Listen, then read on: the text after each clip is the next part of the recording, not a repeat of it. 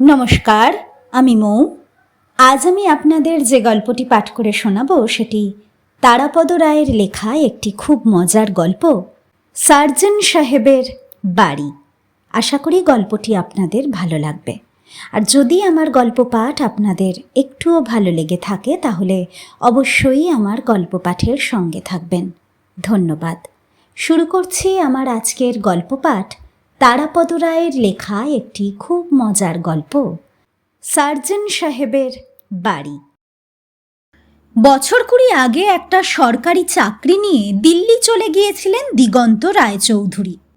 কলকাতার বাসা ছেড়ে সংসার গুটিয়ে প্রথম যখন দিগন্তবাবুকে দিল্লি যেতে হলো নিতান্তই জীবিকার প্রয়োজনে, তার মনে হয়েছিল খুব বেশি দিন হয়তো কলকাতা ছেড়ে টিকতে পারবেন না। কিন্তু তারপরে যেরকম হয়, যথাসময়ে দিল্লির সঙ্গে দিগন্তবাবু নিজেকে মানিয়ে নিয়েছেন। এখন সেখানেই পাকাপাকি বসবাস। এমনকি অবসর গ্রহণের পরে দিল্লিতেই থেকে যাবেন বলে দক্ষিণ দিল্লির শেষ প্রান্তে একটা ছোটোখাটো ফ্ল্যাটও বায়না করেছেন। আগে তবু কালে ভদ্রে 2-4 বছরে একাধবার কোনো না কোনো কারণে কলকাতায় আসা হতো। একবার ভাইপোর পৈতে, একবার বিশেষ ঘনিষ্ঠ বন্ধুর বিয়ে, আরও 2বার অফিসের টুকটাক কাজ নিয়ে কলকাতায় এসেছিলেন দিগন্তবাবু। আত্মীয় স্বজন, ঘনিষ্ঠ বন্ধুবান্ধব, পুরনো অফিসের সহকর্মীদের সঙ্গেও দেখা সাক্ষাৎ হয়েছিল। সেসবও অনেক দিন, অনেক বছর হয়ে গেল। কলকাতার প্রতি আকর্ষণ ক্রমশ কমে এসেছে। প্রধান আত্মীয়দের এখন অনেকেই কলকাতা এবং জগৎ সংসারের মায়া কাটিয়ে পরলোকে প্রস্থান করেছেন। 2-1জন বন্ধুও সে পথ অনুসরণ করেছে। আর বাকিরা ছড়িয়ে ছিটিয়ে নানা জায়গায়। তাদের নিজেদের মধ্যেও কদাচিৎ দেখা হয়। আবার তাদের মধ্যে কেউ কেউ এখন দিগন্তবাবুর মতোই প্রবাসী। 2-1জন বিদেশেও স্থায়ী আস্তানা গেড়েছে। বছর 5-এর মধ্যে কলকাতায় আসা হয়নি। শেষবার যখন এসেছিলেন সেও খুব অল্প সময়ের জন্য। অফিসের একটা কাজ ছিল, শুক্রবার এসেছিলেন। সেদিনটা অফিসের ব্যাপারেই গেল। তারপর 2 দিন শনিবার রবিবার ছুটি ছিল। সেই 2 দিন কলকাতায় কাটিয়ে সোমবার ভোরের বিমানে দিল্লি ফিরেছিলেন দিগন্ত। ওই ছুটির দিন দুটোয় বন্ধু বান্ধব একটু জমায়েত করে আগের মতো হই হুল্লোড় করার ইচ্ছে ছিল তার। দুঃখের কথা, সেবার তার সে আশা পূর্ণ হয়নি। বেশ কয়েকজনের সঙ্গে যোগাযোগ করাই সম্ভব হলো না। কারো কারো আবার ঠিকানা বদল হয়েছে। যাদের টেলিফোন আছে তাদেরও টেলিফোন নম্বর বদলিয়ে গেছে, কিংবা টেলিফোন বাজেনি, বাজলেও ভুল বেজেছে। কেউ ধরেনি, কিংবা যে ধরেছে সে অন্য লোক। ফোন তুলে নম্বর শুনে বিজাতীয় ভাষায় ধমকিয়ে দিয়েছে। শেষ পর্যন্ত তবু কয়েকজনের সঙ্গে সংযোগ করা গিয়েছিল, কিন্তু তাদের মধ্যেও কেমন যেন ছাড়া ছাড়া ভাব। কলকাতায় যে সরকারি অতিথিশালায় দিগন্তবাবু ওঠেন, লোয়ার সার্কুলার রোডের সেই বাড়িতে বন্ধুদের শনিবার সন্ধ্যাবেলায় নিমন্ত্রণ করেছিলেন তিনি। ইচ্ছে ছিল সবাই এলে কিছুক্ষণ গল্পগুজব করে তারপর কাছাকাছি কোনো একটা জায়গায় গিয়ে কিঞ্চিত পান ভোজন করবেন। কিন্তু কেউই প্রায় এলো না। শুধু মহিমাময় এসেছিল। সেও সন্ধে 7:30 নাগাদ উঠি করতে লাগলো। একেবারেই জমল না ব্যাপারটা। 8টা নাগাদ বন্ধুকে দরজা পর্যন্ত এগিয়ে দিগন্তবাবু একটা সিনেমা দেখতে একাই বেরিয়ে গেলেন। সিনেমা ভাঙার পর অতিথিশালায় এসে দেখেন বেশ হইচই হচ্ছে। তার অন্য এক পুরনো বন্ধু জয়দেব, তারও সন্ধ্যাবেলা আসার কথা ছিল, তখন আসেনি। এখন সঙ্গে 3জন সম্পূর্ণ অন্য লোক নিয়ে, 4জনেরই সম্পূর্ণ টালমাটাল অবস্থা। অতিথিশালার ঘরে ঘরে ধাক্কা দিয়ে মিস্টার দিগন্ত রায়চৌধুরীকে খুঁজছে। প্রায় মধ্যরাত, সবাই ঘুমিয়ে পড়েছে। সবাইকে ঘুম ভাঙিয়ে ওরা 4জন স্থলিত চরণে এবং জড়িত কণ্ঠে রীতিমতো তত্ত্বতালাশি চালাচ্ছে তার জন্য। লম্বা টানা বারান্দার দুপাশে সারি দেওয়া ঘর। প্রায় প্রতিটি ঘরেই অতিথি রয়েছে। তাদের মধ্যে দরজার ফাঁক দিয়ে সদ্য জাগ্রতা বিশ্বস্ত বসনা মহিলাও রয়েছেন। তারা আলো জ্বালিয়ে জেগে উঠে বসেছেন। পর্যায়ক্রমে জয়দেব ও তার বন্ধুরা, দিগন্ত, দিগন্ত বাবু, মিস্টার রায়চৌধুরী মশাই ইত্যাদি নানা সম্বোধনে ঘরে ঘরে করাঘাত করে তাকে খুঁজছে এবং কোনো ঘরেই তাকে পাচ্ছে না। আর সব ঘরেই সরি, ভেরি সরি, খুব দুঃখিত, মাফ কিজিয়ে ইত্যাদি নানা ভাষায় মদ্যপজনচিত ক্ষমা প্রার্থনা করছে। সিঁড়ি দিয়ে উঠতে উঠতে এই দৃশ্য দেখে দিগন্ত প্রথমে ভেবেছিলেন আত্মগোপন করবেন। মাতালের গোঁ বড়জোর 10 মিনিট থাকে, সুতরাং কিছুক্ষণ উল্টো দিকের ফুটপাতে পায়চারি করলেই বিড়ম্বনার হাত থেকে অনায়াসে রক্ষা পাওয়া যাবে। দিগন্ত রায়চৌধুরী তাই করতে যাচ্ছিলেন, কিন্তু সেই মুহূর্তে তার মনে হলো এই 1.5 দশকে কলকাতা শহর অনেক বদলিয়ে গিয়েছে, অনেক পরিবর্তন হয়েছে এই শহরের তার চেনা জানা লোকেদের মধ্যে। এই তো সন্ধেবেলা মহিমাময় এসেছিল, আগে কি আড্ডাবাজ ছিল, জয়দেবের এক কাঠি ওপরে, এখন কেমন যেন হয়ে গেছে। শুধু জয়দেব, একমাত্র জয়দেব আগের মতোই আছে। একমাত্র সেই এখনো পুরনো বন্ধুদের খোঁজে মধ্যরাতে তোলপাড় করে। 20 বছর আগের জয়দেবের নানা গল্প দিগন্তের মনে পড়ল। একবার তার জন্ডিস হয়েছিল। পিজি হাসপাতালের দোতলায় একটা ওয়ার্ডে ছিলেন। সেখানে রাত 2:30টার সময় আজকের মতোই সেদিন জয়দেবের সদল অনুপ্রবেশ। আরেকবার জয়দেবের সঙ্গে শান্তিনিকেতন যাওয়ার কথা। ট্রেন ছাড়া পর্যন্ত জয়দেব এলো না।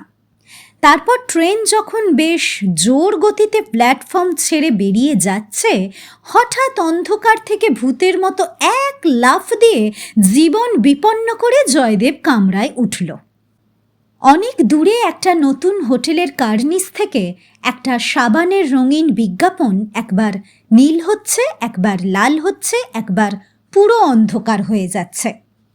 যে কোনো শহরে যে কোনো রাতে এরকম হয়ে থাকে।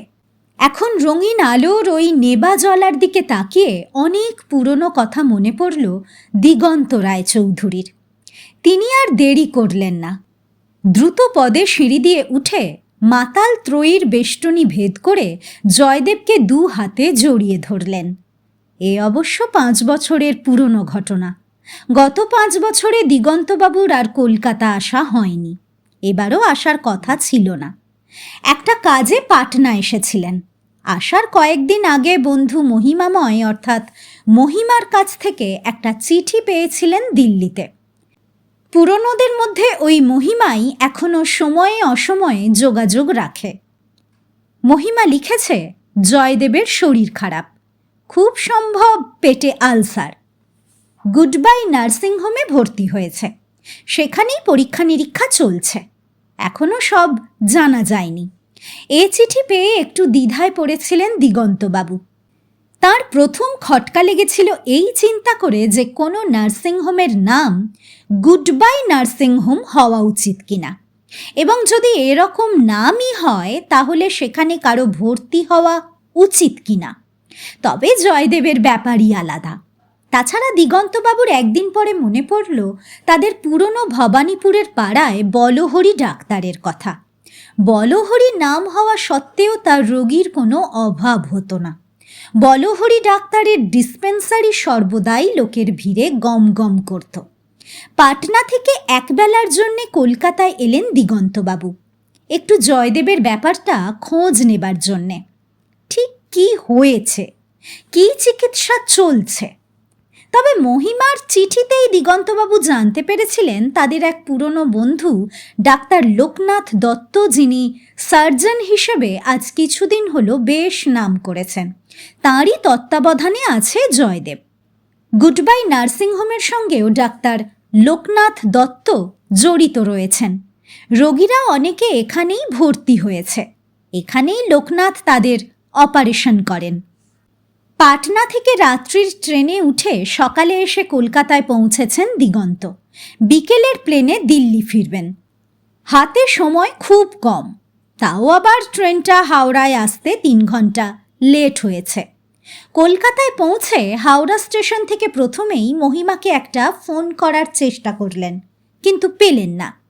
হয় হাওড়া স্টেশনের ফোনটা খারাপ, না হয় মহিমার ফোন খারাপ, অথবা দুটোই খারাপ। সে যা হোক, ফোন করা নিয়ে বেশিক্ষণ সময় নষ্ট না করে একটা ট্যাক্সি নিলেন। ফোন করার চেয়ে হাওড়া স্টেশনে ট্যাক্সি ধরা কঠিন নয়। প্রায় আধ ঘন্টা চেষ্টার পর বহু কষ্টে এবং মিটারের ওপর 15 টাকা বেশি দেবেন কবুল করে শেয়ালদাপাড়ায় একটা পুরনো হোটেলে এসে উঠলেন। রাত্রিবাস করতে হচ্ছে না, হোটেলের দরকার তেমন নেই, তবু স্নান খাওয়া করার জন্যে আর যদি ফোন টোন করা যায় সেই উদ্দেশ্যে একদিনের জন্য 60 টাকা ভাড়ায় একটা ঘর নিলেন তিনি। তারপর স্নান টান সেরে মুখে 2টি ভাত দিয়ে দিগন্ত রাস্তায় বেরোলেন। এর মধ্যে হোটেলের ম্যানেজারের ঘর থেকে আরেকবার মহিমাকে এবং সেই সঙ্গে গুড বাই নার্সিংহোমে ফোন করার বৃথা চেষ্টা করেছিলেন। কাউকে অবশ্য পাননি, তবে এর মধ্যে ক্রস কানেকশনে একটি চাঞ্চল্যকর কথোপকথন তিনি শুনতে পান। ভেজাল তেল খেয়ে সদ্য পক্ষাঘাতগ্রস্ত এক রোগীকে অভিজ্ঞ পক্ষাঘাতগ্রস্ত দ্বিতীয় এক রোগী কিভাবে দেয়াল ধরে হাঁটতে হয় নির্দেশ দিচ্ছিলেন। সেটা শুনে দিগন্ত চমৎকৃত হন এবং ভবিষ্যতে যদি সত্যিই কখনো পক্ষাঘাত হয় সেই জন্যে এই নির্দেশাবলী তিনি মনোযোগ সহকারে শোনেন। বেশ কিছুক্ষণ লেগেছিল শুনতে, ফলে হোটেল ম্যানেজারের কেমন সন্দেহ হয় যে এটা রং নম্বর নয়। দিগন্তবাবু কথা বলছেন না, শুধু শুনছেন রং নম্বর বলে টেলিফোনের খরচ কাটিয়ে দেবেন বলে। ফলে কিঞ্চিত অপমানিত হয়ে দিগন্তবাবুকে ফোনের জন্যে 1.5 টাকা দিতে হয়। এরপরে তিনি রাগ করে তখনই তার ছোট সুটকেসটা যেটা হোটেলে রেখেছিলেন সেটা হোটেল থেকে নিয়ে রাস্তায় সরাসরি বেরিয়ে পড়লেন। রাস্তায় নেমে আবার বহু কষ্টে ট্যাক্সি। মহিমার চিঠিতে 2টো ঠিকানা আর ফোন নম্বর দেওয়া আছে, একটা গুড বাই নার্সিংহোমের, অন্যটা ডাক্তার লোকনাথ দত্তের। মহিমার ইনল্যান্ড লেটারটা খুলে ডাক্তার লোকনাথ দত্তের ঠিকানা আর ফোন নম্বর চোখে পড়তে দিগন্তের মনে হলো একবার ডাক্তার দত্তকে ফোনে ধরতে পারলে হতো। কিন্তু কোথায় ফোন করতে যাবেন আর ফোন পাবেন কি না এইসব ভেবে তিনি নিরস্ত হলেন। একটু খুঁজে বেলেঘাটায় সিআইটি রোডের ধারে গুড বাই নার্সিংহোম পাওয়া গেল। সাইনবোর্ডটা দেখে একটু বিস্মিত হলেন দিগন্ত, একটু কৌতুকও বোধ করলেন। গুড বাই নার্সিংহোম নয়, গুড বাই ম্যাটারনিটি হোম। ঠিকানা মিলিয়ে দেখলেন ঠিকই আছে, মানে জয়দেব এখানেই ভর্তি হয়েছে। কিন্তু ম্যাটারনিটি হোমে আলসারের কি চিকিৎসা হবে? শুধু জয়দেবের পক্ষেই এ কাজ করা সম্ভব। অবশ্য ভেতরে খোঁজ নিতে গিয়ে দিগন্ত জানতে পারলেন যে ম্যাটারনিটি হোম হলেও যখন প্রসূতির সংখ্যা কম থাকে ছোট বড় চিকিৎসা বা অপারেশনের জন্যে অন্য রোগীও নেওয়া হয়। সে ঠিক আছে, কিন্তু ম্যাটারনিটি হোমে জয়দেবের পাত্তা পাওয়া গেল না। জানা গেল জয়দেববাবু এখানেই চিকিৎসার জন্য এসেছে বটে, কিন্তু তিনি প্রতিদিন সকালবেলা বেরিয়ে যান আর ফেরেন অনেক রাতে। এর মধ্যে আবার 2 দিন রাতেই আসেননি। জয়দেবের স্বভাব দিগন্তবাবুর জানা আছে। তিনি এ খবরে মোটেই বিস্মিত হলেন না, বরং এই ভেবে আশ্বস্ত বোধ করলেন যে জয়দেবের শরীরের অবস্থা খুব খারাপ নয়, তাহলে এত চলাফেরা করতে পারত না। গুডবাইয়ের লোকেদের কাছে দিগন্ত জানার চেষ্টা করলেন জয়দেবের শারীরিক অবস্থা এখন সত্যিই কীরকম। তারা বললেন, সে বলা অসম্ভব, ভালো করে পরীক্ষাই করা যাচ্ছে না, জয়দেবকে ধরাই কঠিন। তবে ডাক্তার এলেন দত্ত দেখেছেন, তিনি সম্ভবত অপারেশন করবেন, তার কাছে জানা যেতে পারে। দিগন্ত বুঝতে পারলেন এলেন দত্ত মানে লোকনাথ দত্ত, তাদের পূর্ব পরিচিত বন্ধুস্থানীয় ডাক্তার, এখন সার্জন হিসেবে বেশ নাম হয়েছে। মহিমার চিঠিতে সে কথা আগেই জেনেছেন। দিগন্তবাবু গুডবাইয়ে রিসেপশনে বললেন, আমি জয়দেববাবুর পুরনো বন্ধু, দিল্লি থেকে এসেছি। সার্জেন দত্তও হয়তো আমাকে চিনবেন। সার্জন সাহেবের সঙ্গে আমি একটু দেখা করতে চাই। স্থূলকায়া একজন অবসরপ্রাপ্ত নার্স রিসেপশনে বসেন। তিনি জানালেন, সার্জন সাহেব তো এবেলা আসবেন না। বিকেলে একটা হার্নিয়া অপারেশন আছে, 5টা নাগাদ আসবেন। গুডবাই থেকে সুটকেস হাতে আবার রাস্তায় নেমে পড়লেন দিগন্তবাবু। বেলা প্রায় 1টা বাজে। চারদিকে গনগনে গরম, কাঠফাটা রোদে চোখ ঝলসে যাচ্ছে। তিনি ঠিক করলেন, এসেছেনই যখন অন্তত একবার ডাক্তার লোকনাথ দত্তের বাড়িতে গিয়ে জয়দেবের ব্যাপারটা খোঁজ নিয়ে যাবেন। যদিও বেলা 1টায় কারো বাড়িতে যাওয়া সঙ্গত নয়, কিন্তু কি আর করা যাবে। তাছাড়া লোকনাথ দত্ত একসময়ের চেনা। কাছাকাছি কোথাও কোনো ট্যাক্সি নেই। সুটকেস হাতে রোদে হেঁটে ঘামতে ঘামতে দিগন্ত বড় রাস্তার মোড়ে এসে দাঁড়ালেন। ট্যাক্সি এখানেও নেই। একটা সামান্য খালি মিনি বাস এলে সেটায় উঠলেন। মহিমার চিঠিতে ঠিকানাটা ছিল ডাক্তার দত্তের। এখান থেকে বেশি দূরে না। ভিআইপি রোডে উল্টোডাঙার মোড়ের কাছে ডাক্তার দত্ত থাকেন। মিনি বাস থেকে নেমে একটু খুঁজতেই বাসাটা পাওয়া গেল। বাইরের দরজায় পুরনো ঢঙের পিতলের নেমপ্লেটে ঝকঝকে অক্ষরে নামটা লেখা রয়েছে, ডক্টর L.N. দত্ত, MBBS। আর নিচে চিঠির নিচের পুনশ্চের মতো কাঠের নেমপ্লেটে MS এবং আরও 10টি ইংরেজি অক্ষর। বোঝা গেল পিতলের নেমপ্লেট বানানোর পরে এই উপাধিগুলো আয়ত্ত হয়েছে। কিন্তু দিগন্তবাবুর ভাগ্য আজ ভালো নয়। সার্জন সাহেব বাড়ি নেই। ডক্টরের ঘরে একটি ফুটফুটে মেয়ে, বয়স ওই 9-10 বছর হবে। সোফার ওপরে উবু হয়ে বসে আপন মনে একটা বড় ড্রয়িং খাতায় একটা লাল রঙের বাঘের ছবি আঁকছিল। দিগন্তবাবু দরজায় গিয়ে দাঁড়াতে সে তাড়াতাড়ি বাঘের মুখে কয়েকটা নীল রঙের গোঁফ এঁকে দিয়ে তার দিকে জিজ্ঞাসু দৃষ্টিতে তাকালো। দিগন্তবাবু প্রশ্ন করলেন, সার্জন সাহেব বাড়ি আছেন? লাল রিবন বাঁধা চুলের বেনি সমেত পুরো মাথাটা নেড়ে মেয়েটি বলল, না, নেই। দিগন্তবাবু ভাবলেন একটু বসে গেলে হয়, হয়তো আসতে দেরি হবে না। তাই মেয়েটিকে জিজ্ঞাসা করলেন, তুমি কি সার্জন দত্তের মেয়ে?